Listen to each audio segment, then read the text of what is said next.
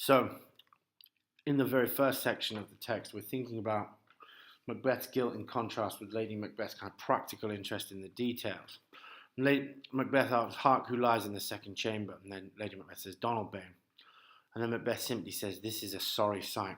In some versions of the text in this line, there is a stage direction that suggests that Macbeth is looking at his hands, but even if that's not present, that stage direction, there is this suggestion here of him looking at his hands and failing to respond to these practical details. There is this focus on his guilt from either this line, you can have this as a line or a stage direction, because there is very often a stage direction at this point in the text.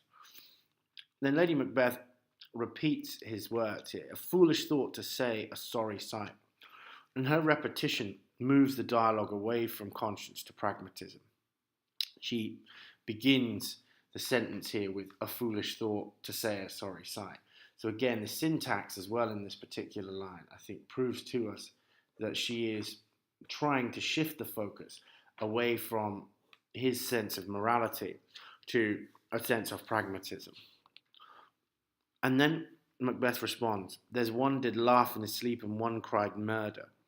And so these antithetical images show us someone in peace, one of the servants. One did laugh in his sleep and then one cried murder. The antithesis involved in this particular recollection, the two contrasting ideas of sleep and murder, shows his inner turmoil and conflict, that he sees this sort of joyful tranquility in one person that he's obviously longing for, and then this huge sense of guilt and concern about being caught in the other. That shows us his internal turmoil.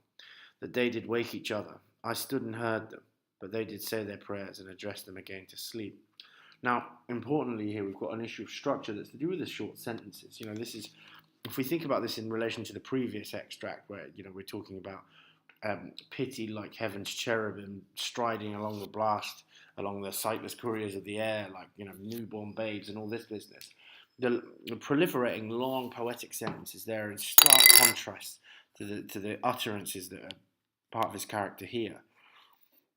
Very short sentences, very simple declarative sentences that I think the subtext, the meaning that is beneath the text and not communicated here, is this huge, powerful sense of guilt and actually of trauma in the response to the atrocity that he's committed.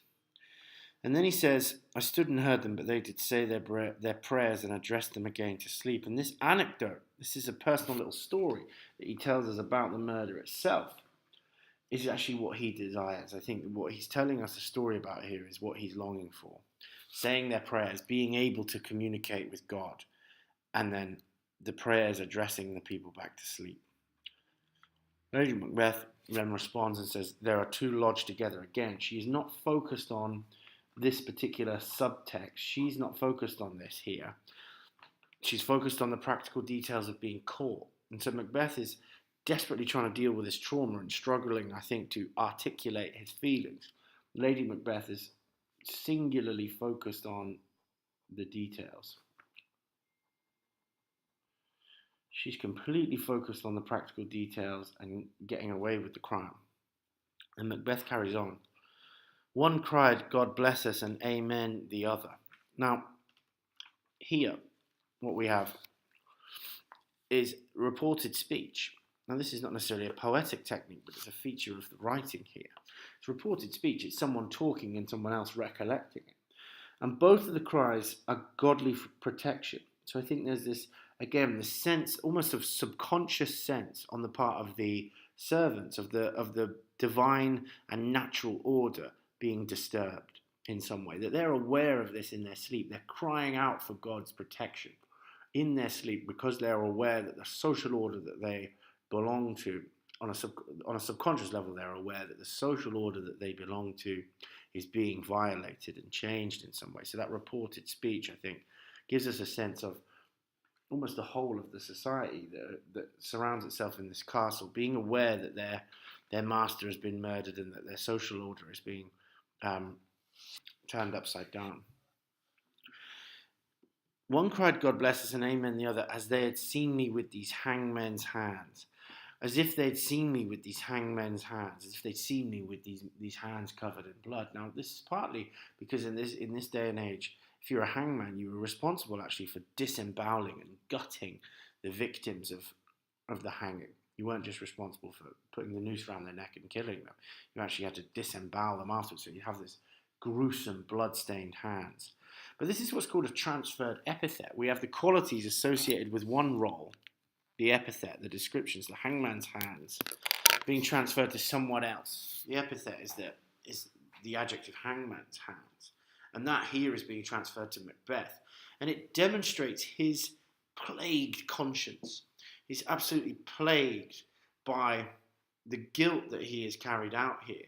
And I think distances him from the role, that he almost sees these hands as someone else. These are hangman's hands, not my own.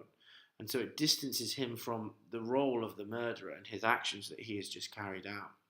But also importantly, I think it brings up the sense of whose role is it? Has he played God? It's questioning his role, that he has been the murderer of these individuals.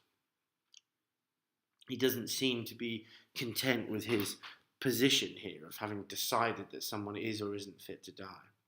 And then he says, as they had seen me with these hangman's hands, listening to their fear, I could not say amen when they did say, God bless us.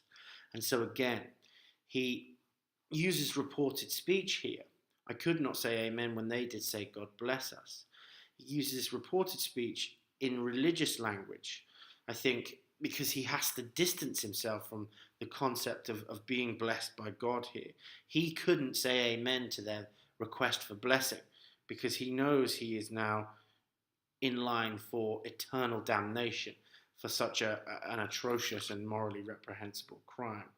So his reported speech at this moment in time distances himself from the concept of religious morality.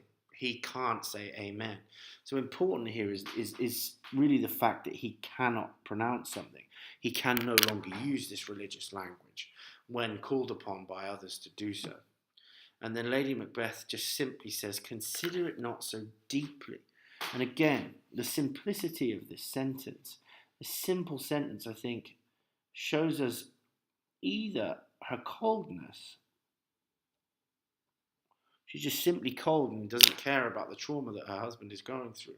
Or her determined repression. She's trying very hard just to evade thinking about the moral consequences of the action that they have jointly plotted. So she's either failing to think very carefully about this issue because she's cold and inhumane, which is one way of looking at it. But then in addition to that, it may be the simplicity of her language may be due to her conscious efforts to restrain her thoughts about the moral consequences of their murderous actions.